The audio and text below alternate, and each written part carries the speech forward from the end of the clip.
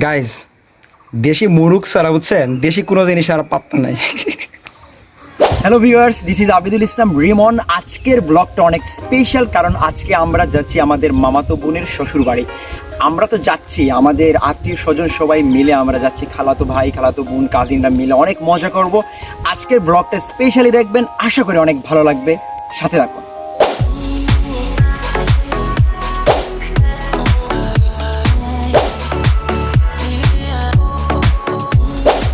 অবশেষে যাত্রা শুরু হলো। তবে যাত্রা শুরু করার আগে একটা বিষয় শেয়ার না করে থাকতে পারছি না, সেটা হচ্ছে আমার পরিবারের মানুষজন বলেন, আত্মীয় স্বজন বলেন, সবাই খুব সাপোর্ট করে আমাকে, সবসময় বলে যে ব্লগ তৈরি করতে ওনারা পছন্দ করে ব্যাপারটা। কিন্তু সমস্যা একটাই, কেউ ক্যামেরার সামনে আসতে চায় না, সবাই ক্যামেরার পেছনে থাকতে চায়।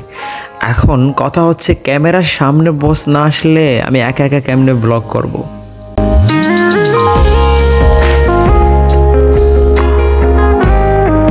এই স্কুলটা আমাদের নানাবাড়ির পাশেই।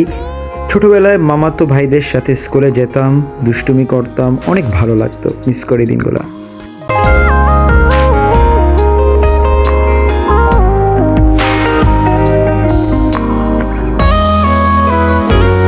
একটা জিনিস খেয়াল করে দেখছেন, রাস্তার চারপাশটা কি সুন্দর সবুজ, দেখে মনটা ভরে যাচ্ছে, ভাল লাগতেছে ব্যাপারটা।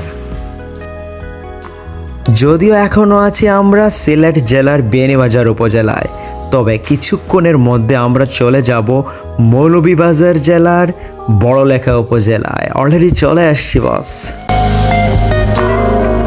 অনেকে ভাবতে পারেন আমি হাসলাম কেন। আরে বস, ভাই বোনের বাড়ির পাশে চলে আসছে, খুশিতে হাসবে না? তবে গ্রাম আর গ্রামের মতো নেই, শহরের মতো হয়ে গেছে। রাস্তা কি সুন্দর, তবে ভয় লাগে। শহরের মতো যদি রাস্তার পাশ থেকে সবুজ হারিয়ে যায়, মাঠ হারিয়ে যায়, বড্ড খারাপ লাগবে তখন, বড্ড খারাপ। আমরা 3 ভাই, কোনো বোন নাই, তবে কাজিনরা সেটা কখনোই বুঝতে দেয়নি। তারা সব সময় নিজের ভাইয়ের মতো আমাদের আদর করছে, ভালোবাসছে। এটা আসলে অনেক বড় পাওয়া। আর বোনের বিকল্প আসলে কিচ্ছু হয় না। একটা মজার ঘটনা শেয়ার করি আপনাদের সাথে। তখন কলেজে পড়তাম, একবার এক টিচার আমাকে জিজ্ঞেসছিল যে রিমন, তোমার যে বোন নাই এটা কি কখনো ফিল করো? বললাম অবশ্যই ফিল করি স্যার, যখন মশুরি টাঙ্গাই রাতে। এটা মজা করে বলছিলাম। তবে আজকে যেই বোনটার বাড়ি যাচ্ছি সে আমার একমাত্র মামাতো বোন। ভাল লাগতেছে, ফিলিংসটাই অন্যরকম। আরে বস, কথা বলতেই বলতেই চলে আসছি বোনের বাড়ি। আর রাস্তাটা ওই আমার নানা বাড়ির মতোই, গাড়ি উপরে উঠতে হচ্ছে, তবে আজকে নামতে হচ্ছে না। এটা একটা ভালো দিক, নাইলে তো বস মান ইজ্জত সব ছেলে যাইতো। সিলেটে একটা ব্যাপার আছে, আত্মীয় স্বজনের বাসা গেলেই শুরুতেই বিশাল নাস্তার আয়োজন। প্রথমেই খাওয়া দাওয়া, তারপর গল্প শুরু। আমিও একটু গল্প শুরু করলাম, যদিও আমি খুব একটা সামাজিক না, তবে একটু চেষ্টা করতেছি আর কি সামাজিক হওয়ার, এই আর কি। ভাল লাগতেছে ব্যাপারটা, ভাল লাগতেছে। সিলেটে আত্মীয় স্বজনের বাড়িতে যাবেন আর এইটা আপনি পাবেন না, ব্যাপারটা অসম্ভব। আচ্ছা, এটার নাম নাকি কুকুরদানা। যাই হোক, নুডলস খাইলাম। আচ্ছা, নুডলসের পরে চা না খাইলে হয়? চা তো খাইতে হবে, চায়ের দেশের মানুষ। চা খাচ্ছি, ফিলিংস হচ্ছে, হোক। গাইজ, এই মুহূর্তে আছি আমি আমার খালাতো বোনের সাথে, তিনি হচ্ছে ইংল্যান্ড থাকে। তো আমি তার কাছ থেকে জানবো যে ইংল্যান্ডে আমার মার্কেট কেমন।